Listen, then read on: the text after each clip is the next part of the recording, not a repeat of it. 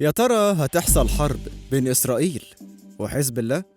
الفترة اللي فاتت كان في كلام كتير عن إمكانية نشوب حرب ضد حزب الله، وخصوصا بعد استهداف حزب الله لبعض المواقع العسكرية الإسرائيلية الأسبوع اللي فات، وإعلانه عن أماكن استراتيجية إسرائيلية سرية في خطوة كانت جريئة، وإعلان صريح من حزب الله إن إحنا شايفينكم وبنتجسس عليكم وعارفين مواقعكم العسكرية. وتطور الأمر لضرب متبادل الخميس 4 يوليو وكمان الأربع 3 يوليو. فإيه حكاية الحرب على لبنان وتصريحات أمريكا اللي بتحذر من ده؟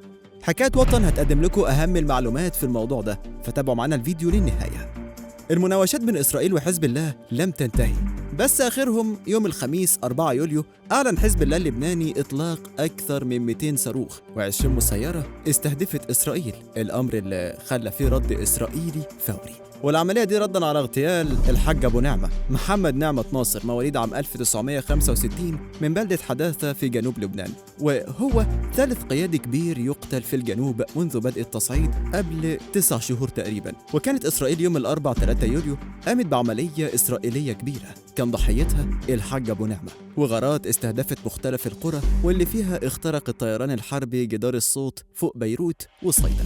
وجاء رد حزب الله بقصف أكثر من 200 صاروخ من مختلف الأنواع زي ما قلنا من شوية، واستهدف القصف ده مقر قيادة الفرقة 91 المستحدث في ثكنة إيلات، ومقر قيادة اللواء المدرع السابع في ثكنة كاتسافيا، ومقر قيادة كتيبة المدرعات التابع للواء السابع في ثكنة غاملة، ومقر قيادة الفرقة 210 فرقة الجولان في قاعة نفح، ومقر فوق المدفعية التابع للفرقة 210 في ثكنة يوردن.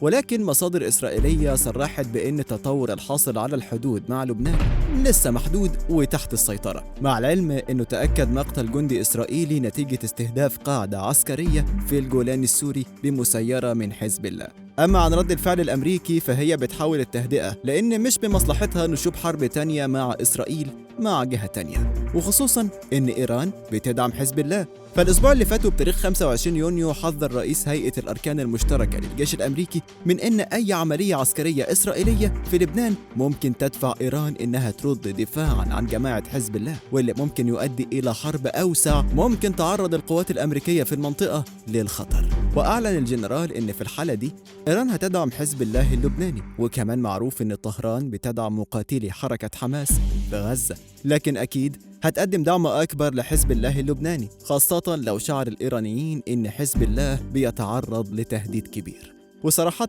قال إن حزب الله أكثر قدرة من حماس فيما يتعلق بالقدرات الشاملة وعدد الصواريخ وما شابه، وإن إيران أكثر ميلا لتقديم دعم أكبر لحزب الله، وإن قدرة الولايات المتحدة على الدفاع عن إسرائيل من هجمات حزب الله ممكن تكون محدودة أكثر من قدرتها على المساعدة في اعتراض الهجوم الصاروخي والطائرات المسيرة اللي شنته إيران على إسرائيل في إبريل، واللي تم إحباطه لحد كبير.